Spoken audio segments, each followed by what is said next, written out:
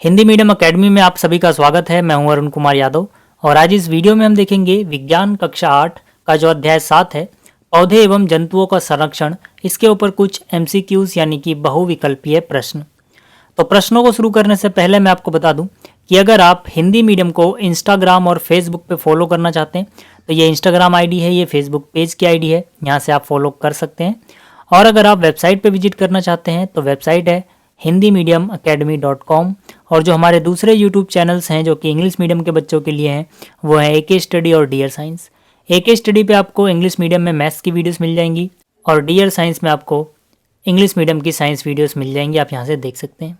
ठीक है, चलिए शुरू करते हैं प्रश्न संख्या 1 से।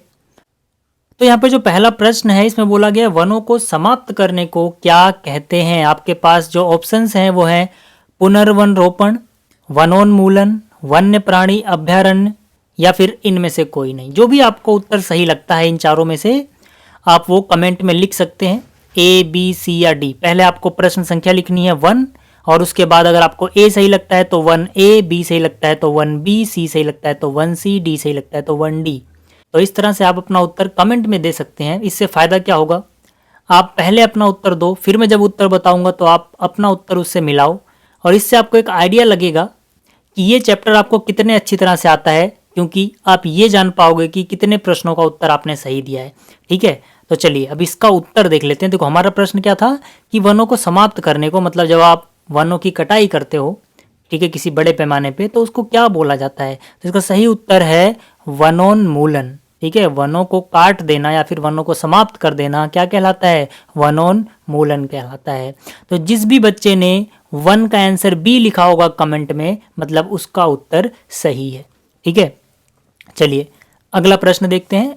जो प्रश्न 2 है इसमें बोला गया है वनोन्मूलन का कारण है। आपके पास 4 ऑप्शन हैं, भवन निर्माण, कागज उद्योग, सड़क निर्माण या फिर इनमें से सभी। जो भी उत्तर आपको सही लगता है आप वो कमेंट में ज़रूर लिखो। जैसे कि मैंने अभी बताया, कमेंट में जब भी आप उत्तर लिखोगे तो एक फ़ायदा तो आपका ये होगा कि इससे आपको पता लगेगा कि आपने कितने उत्तर सही दिए हैं और इससे आप अनुमान लगा पाओगे कि आपका ये अध्याय कितने अच्छे से तैयार हो चुका है।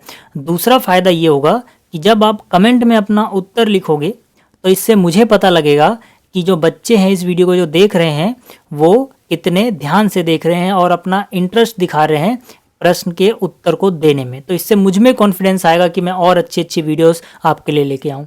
ठीक है, तो चलिए अब इसका उत्तर देखते हैं। हमारा प्रश्न क्या था कि वनोन्मूलन का कारण क्या है, मतलब जो हम जंगलों को काट रहे हैं इसका क्या क्या कारण हो सकता है इन चारों में से। ठीक है, तो देखो भवन निर्माण के लिए भी हम जंगलों को काट देंगे, या तो भवन बनाने के लिए हमें लकड़ी की जरूरत होगी या फिर जगह की जरूरत होगी तो हम जंगलों को काट के साफ करेंगे। ठीक है, कागज के लिए भी हमें लकड़ी की जरूरत होती है, कागज लकड़ी से बनता है तो मतलब कागज उद्योग के लिए भी जंगलों को काटा जाता है। सड़कों के लिए भी जंगलों को काटा जाएगा। मान लीजिए किसी सड़क को जंगल के बीच में से निकालना है तो जाहिर सी बात है जंगल का वो हिस्सा तो काटना ही पड़ेगा। तो मतलब भवन निर्माण के लिए भी जंगल काटे जाते हैं, कागज उद्योग के लिए भी काटे जाते हैं, सड़क निर्माण के लिए भी काटे जाते हैं। तो मतलब ये तीनों ही हैं, तो मतलब इनमें से सभी। ठीक है, तो हम D पे सही का टिक लगाएंगे। कहने का मतलब है जिन बच्चों ने D ऑप्शन इसका उत्तर दिया है उन बच्चों का उत्तर सही है। ठीक, चलिए अगला प्रश्न देखते हैं। अगला प्रश्न यानी कि प्रश्न संख्या 3 क्या बोला गया है, जंतु जिनकी संख्या एक निर्धारित स्तर से कम होती जा रही है तथा वे विलुप्त हो सकते हैं कहलाते हैं।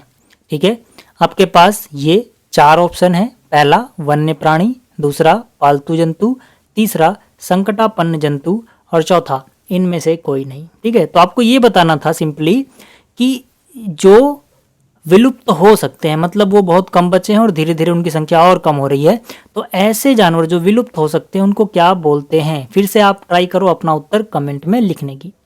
तो चलिए इसका उत्तर देख लेते हैं।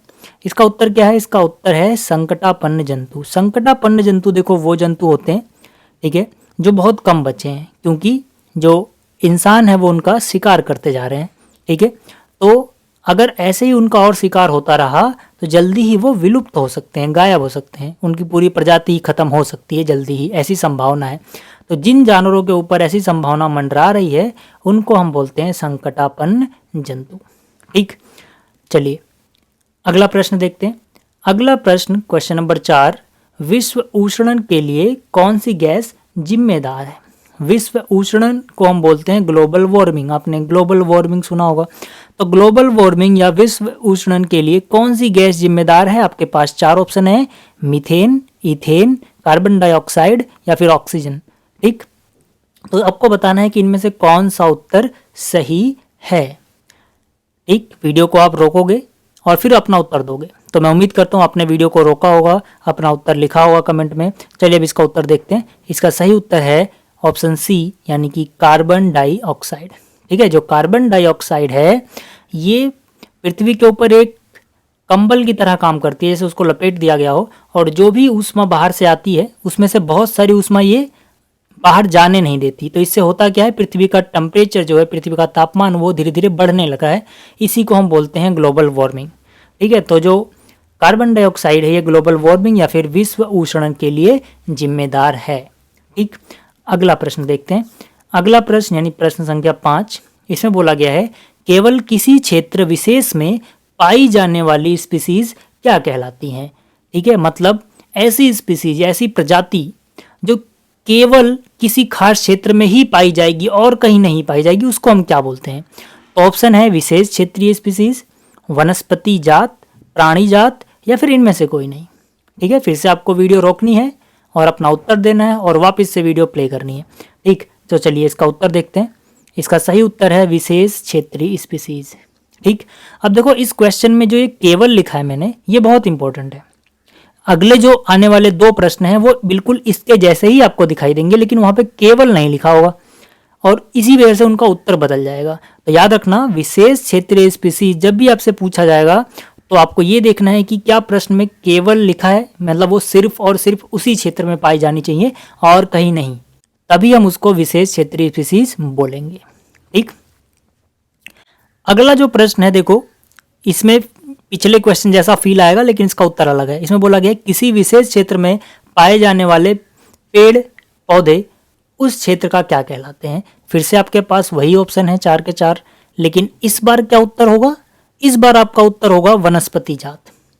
पिछली बार क्या था, केवल वहीं पे पाए जाएंगे और कहीं नहीं, लेकिन यहाँ पे क्या है, किसी विशेष क्षेत्र में पाए जाएंगे, तो वो उसी क्षेत्र के क्या कहलाएंगे? जैसे मान लीजिए आपके इलाके में जहाँ पे आप रहते हो वहां पे जो पेड़ पौधे पाए जाते हैं वो पेड़ पौधे आपके आसपास के लिए क्या है, वनस्पति जात हैं। लेकिन ऐसा नहीं है कि वो कहीं और नहीं पाए जा सकते, ऐसा क्वेश्चन में नहीं है। अगर ऐसा होता कि और कहीं नहीं पाए जाते, केवल वहीं पाए जाएंगे, तब उत्तर होता विशेष क्षेत्रीय स्पीसीज। लेकिन क्वेश्चन में कहीं ऐसा नहीं बोला गया है कि और कहीं नहीं पाए जा सकते। ठीक है, ऐसा नहीं बोला गया क्वेश्चन में, लेकिन पिछले क्वेश्चन में ऐसा बोला गया था कि केवल और केवल उसी में पाए जाएं। जब केवल किसी खास जगह पे ही पाए जाएं तब वो विशेष क्षेत्रीय स्पीसीज कहलाएंगे। ठीक है, फिलहाल यहाँ कहने का मतलब है कि जो पेड़ पौधे होते हैं उनको हम क्या बोलते हैं? उनको हम बोलते हैं वनस्पति जात। ठीक, अगला प्रश्न है किसी विशेष क्षेत्र में पाए जाने वाले जीव जंतु उस क्षेत्र के क्या कहलाते हैं? तो इसका उत्तर है प्राणी जात। ठीक है, तो जिस भी क्षेत्र की हम बात कर रहे हैं उस क्षेत्र में जितने जीव जंतु हैं वो उस क्षेत्र के प्राणी जात कहलाते हैं।